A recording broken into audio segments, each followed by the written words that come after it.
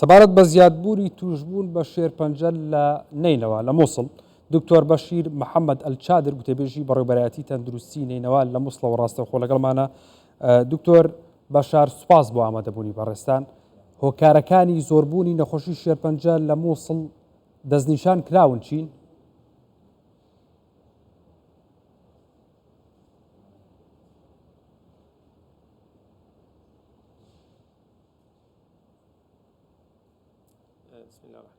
أنا خوي بخشندەی مهرەبان بەر لە هەموو شتێک من فەرمانگەی تەندروستی نیناوە قسەتان لەگەڵاکەم. سوپاس بۆ کوردستان 24 بۆ هەڵبژاردنی ئەم بابەتە بۆ ئەوەی کە تەنانەت بینەرانیش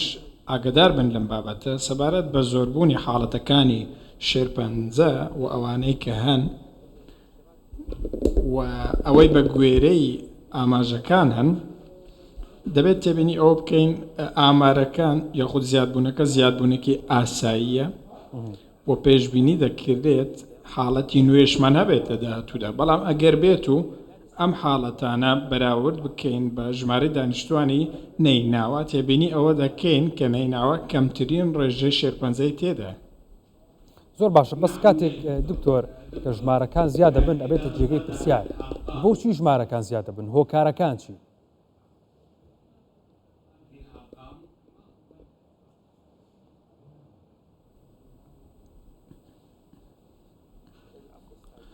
بابەتەکە بەم شێوەیە، واتە زیادبوونێکی فعلی نییە بەڵکو دەستنیشانکردنێکی جیهانیە. ساڵانە چەند حاڵەتێک دەردەکەون لە نێوان 120 بۆ 170 حاڵەتی نوێ لە سەرەتان لە جیهاندا دەردەکەون. ئەمە شتێکی سروشتیە بەراورد بە وڵاتانی دیکەی جیهان، واتە ئەمە ژمارە زۆربوون نییە بەڵکو ساڵانە حاڵەتی نوێ دێنە پێشەوە. بێگومان هۆکاری زۆریشن جاتسێ لە بابەتی بۆ ماوەیی بێت یاخود ژینگەیی بێت، بەڵام ئەمانە ڕێژەیەکی سروشتین لە هەموو جیهاندا. ئەم ژمارەیە ئاسایە وەکو چۆن لەدایک بوون ساڵانە ڕێژەی هەیە، بە هەمان شێوەش توشبوون بە نەخۆشی شێرپەنجەش هەمان پێودانگی لەسەر جێبەجێ دەکرێت. هەموو پارێزگاکان هەمان ڕێژەمان هەیە عێراقدا، بەڵام لە پارێزگای نینەوە ڕێژەی دەرکەوتنی نەخۆشیەکە بەراورد بە دانیشتوان کەمترەوە، لە هەموو پارێزگەکانی تریش کەمترە. زۆر باشە، بوونی پاڵاوگە و کارگەکان لە سنووری نینەوە تا چەند هۆکارە بۆ نەخۆشی شێرپەنجە؟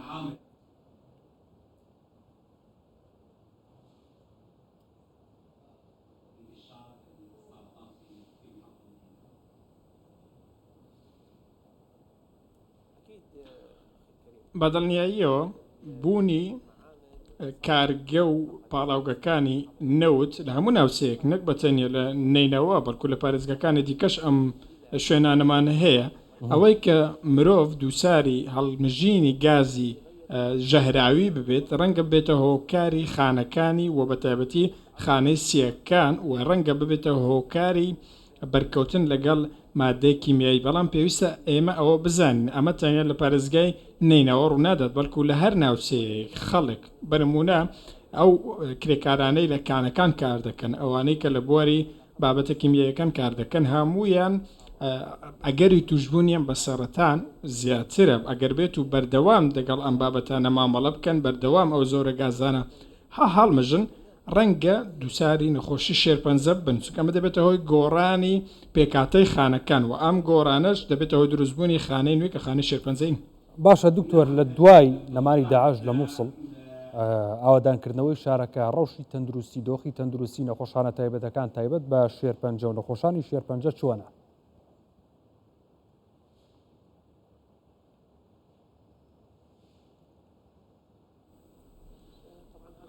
بەدڵنیاییەوە ئەمە بابەتێکی زۆر گرنگە ئاماژەی پێ بکەین. وەکو دەزانن دوای پرۆسەی ئازادکردنی مووسڵ و لە ناوبردنی داعش ژێرخانی پارێزگای نینەوە 180 ژێرخانی تەندروستی لە پارێزگای نینەوە وێران کردەوە. دەیان نەخۆشخانەی گەورەمان هەیە بە تەواوی وێران کراوە. نەخۆشخانەی ئێبن سینا کە 600 سەرینی لێە هەمویان مستەشفای جمهوری کە و نەخۆشخانەکانی چارەسەری ئەتۆمی و چارەسەری کیمیایی بە تیشک و چەندین دامەزراوە نەخۆشخانەکان دیکە 180 دامەزراوە تەندروستەکانی ئێمە وێران کراون و ئەوەی کە لە پارێزگای نینەوە بەر لە هاتنی وەتە داعش ئێمە نزیکەی 3000 با بڵێن قەلەوێرەمان هەبوو لە نەخۆشخانەکەم بەڵام ئێستا دوای بابەتی داعش تەنیا 700 قەرەوێلەمان ماوە ئەوانش بە پشتگیری حکوومەت و وەزارەت بوون و بەڵام کارکراوە ژمارەی قەرەوێلەکان زیاد کراوە ئێستا کۆی گشتی ژمارەکە دوای زیادکردنی 700 سەریر 1970 قەرەوێلەمان هەیە بەڵام ئێستا ژمارەکە لە دوای داعش زۆر کەم بۆتەوە پێویستی پارێزگای نیناوە ئەگەر بڵین کە ژمارەی دانیشتوانی 5 ملیۆنە پێویستمان بە 5,000 قەرەوێلە هەیە و چاوەڕێ دەکەین لە ماوەی داهاتوودا ژمارەی قەرەوێلە و نەخۆشخانەکان زیاد بکرێت ئێمە لە نەخۆشخانەکانی چارەسەری کیمیایی و ئەوانەی کە چارەسەری چارەسەرە کیمیاییەکان لە ئاستی پێویستی نەخۆشانان لە ئاستی پێویستی نەخۆشخانەکانان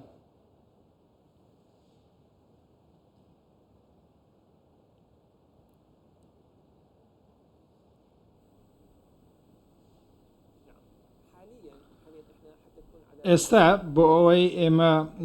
ڕوومین لە قسەکردندا ئەو نەخۆشخانەی کە سەردانمان دەکەن سێت زۆرن یەکێکیان چارەسەری کیمیایی وەردەگرێت و یەکێکە چارەسەری ئەتۆمی وەردەگرێت و یەکێکشان چارەسەری بە تیشک وەردەگرێت ئێستا ئێمە لە نەخۆشخانەی چارەسەرکردنی شێرپەنجە ماوەی 2 ساڵ پێش ئێستا یاخۆت زۆرێک لە دواکەوتن هەبوو لە تەواوکردنی بەڵام چاوەڕێ دەکەین بەشێکی ئەو نەخۆشخانەیە نوێ بکرێتەوە بابەتی چارەسەری کیمیایی لە شوێنێکی دیکە ئێستا با بڵێن ڕایی دەکەین سەدانۆتی دەرمانەکانمان بەردەست کردووە و بەهۆی دابینکردنی شایستەدارەکان و پەسەندکردنی بودجە سەدانۆتی چارەسەری کیمیاییمان لە ئامادەیە و سەدانەوەتی دەرمانەکان ئامادەن سەبارەت بە چارەسەری تیشک ئەمە پێویستی بە شوێنی تایبەتە پێویستی بە کۆمەڵە ئامێرێکی تایبەتە کە چارەسەری تیشکیان پێ دەکرێت پێویستی بە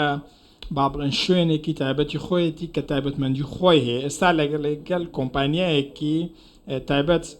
گرێبەست کراوە بۆ ئەوەی کە باڵەخانەکە تەواو بکەن پارێزگای نینەوە 3 ئامێری هەیە بەڵام ئێمە چاوەڕێی ئەوە دەکەین کە ئەم ئامێرە بچەسپێنین چونکە ئەم ئامێرە ناکرێت دام شوێنێک دایبنی وەکو گوتم چونکە تایبەتمەندی خۆی هەیە 3 ئامێرمان هەیە جیازێکی وەزارەتە جیازێکی پارێزگایەوە جیازێکیش لە با بڵێن سندوقی ئاوادانکردنەوە بۆ ئێمە تەرخان کراوە تاکو کۆتایی ساڵ بڕیار وایە هەرسێکیان جێگیر بکەن ئەمەجگەلەوە دوو زۆر باشە ئامێری دیکەش لە نەخۆشخانەی لێکۆڵینەوە و لە فەرمانگەی تەندروستیەوە بەڕێوە دەبدێت بەهۆی هاتنە ناوەوەی داعش زیان بە ئامێرەکان گەیشتە بەڵام ماوەدەن چارەسەریان بکەین بۆ ئەوەی لە کۆتاییدا 5 ئامێرمان هەبێت بەڵێ بەڕێز دکتۆر بەشار محەممەد ئەلچادر گوتێبێژی بەڕێوەبەراتی تەندروستی نینەوە سوپاس بۆ ئامادەبوونی بەڕێستان دکتۆر